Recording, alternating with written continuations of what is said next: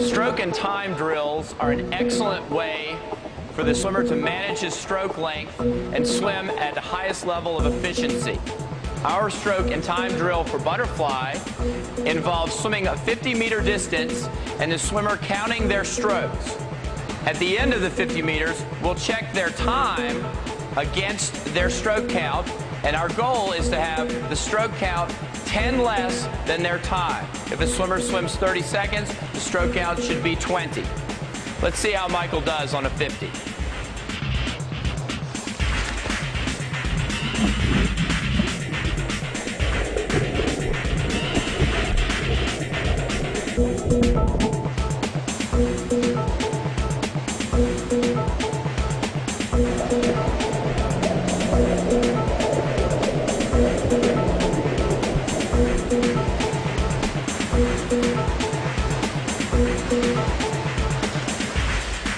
Very nice. How many strokes?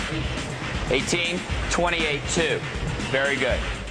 I think in my opinion the most important part about butterfly training is probably holding stroke and make sure you have good technique at all times. I think we try to work real hard, making sure my hips are always riding the surface and I have a strong kick. In practice we also try to make sure our arms are as relaxed as possible and our hands enter the water very softly. I think the best way to train butterfly is always using excellent technique and making sure all of the key aspects of the stroke are perfect.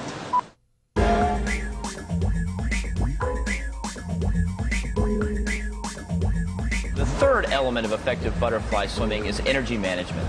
The double arm and leg movements in butterfly swimming call for tremendous amounts of power to be employed by the swimmer. Correct stroke timing and form can break down quickly under these energy demands. The North Baltimore Aquatic Club's butterfly training program is designed to condition the stroke while maintaining the integrity of the swimmer's technique. We use short repeat distances in our conditioning program. Michael performs 25, 50, 75, and 100-meter swims in his butterfly conditioning sets, which employ a combination of stroke control aerobic training with high-energy speed training at or near race pace. Michael will occasionally do repeats of 200 yards or more for variety, but the mainstay of his program is short repeat swims on short to moderate rest. We choose to do a majority of our training in short course yards or short course meter pools so that our swimmers can maintain excellent stroke mechanics during training. Short course training for long course competition allows the swimmers to swim on shorter rest intervals and maintain higher average stroke rates and pulse rates. Our work is endurance oriented. However, the daily training plan includes swimming at or near race speed with racing caliber stroke patterns at each session. Michael uses resistance training in the water to develop stroke-specific strength and power. He does pulling with various equipment, including pull buoys, hand paddles, rubber bands to tether the ankles, and small inner tubes. Most of Michael's pulling work is done in freestyle and enhances muscle endurance. Individual medley or stroke pulling is done without paddles to avoid overstressing the shoulders. The use of tethered swimming or kicking builds stroke-specific power. Overloading the arms or legs stimulates muscle fiber recruitment and explosive strength throughout the range of motion. Michael enjoys swimming against the stretch cord for power and then swimming back assisted by the cord. Assisted speed training gives the swimmer a feel of faster than race-pace stroke movement and grooves neuromuscular firing patterns. Leg drive is crucial to butterfly swimming, and Michael uses many different kicking drills to build both power and endurance. Vertical kicking with weight develops foot speed and power. Reverse body dolphins strengthen the core body muscles and emphasize the upsweep of the kick. Board kicking builds endurance and rhythm into the leg action. Dryland training helps to build basic strength and fitness and helps prevent injuries. Our dryland program is designed to improve core body strength while challenging the large muscle groups, which are the prime movers in the pool. The large muscle groups are the chest, back, and legs. Medicine ball, abdominal work, pull-ups, push-ups, jumping, and other leg exercises are the foundation of our exercise program.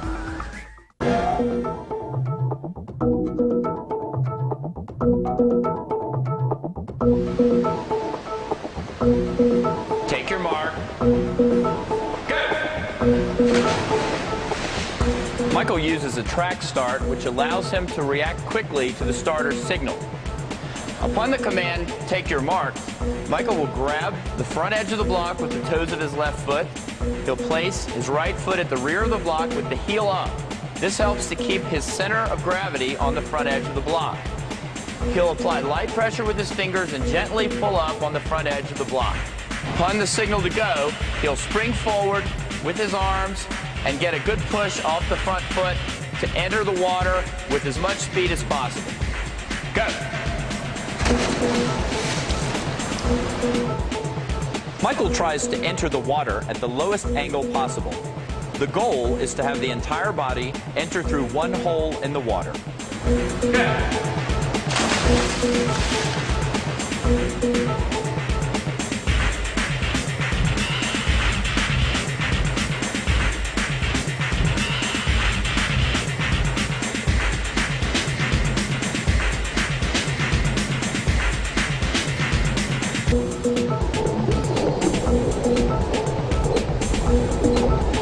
After cleanly entering the water, Michael initiates his powerful body dolphins to drive him forward and up to the surface.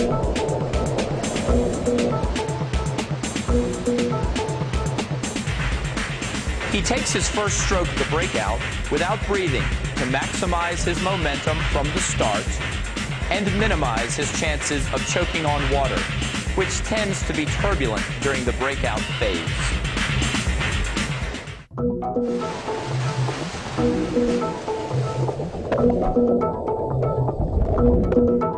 When performing the butterfly turn, pay attention to several key aspects. Number one, the swimmer must be accelerating into the wall. This will allow for maximum transfer of energy in the change of direction. As Michael approaches the wall, he builds speed and hits the touchpad with both hands at the fingertips. Immediately, he initiates the change of direction by pulling his knees to his chest, throwing his head straight back, and having his lead arm pulled back and down towards the bottom. The trail arm is placed directly below his ear, and the turn is performed in one movement. It is important that all the swimmer's air be exhaled prior to touching the wall, so that a quick breath may be taken during the turn. Once the turn is made, the feet should leave the wall and immediately begin the body dolphin technique.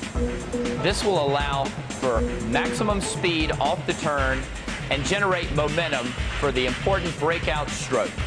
Michael takes his breakout stroke just at the surface so that his body line is horizontal when he makes the first movement with his arms. This technique minimizes frontal resistance and allows for maximum transfer of power into the swimming portion of the race.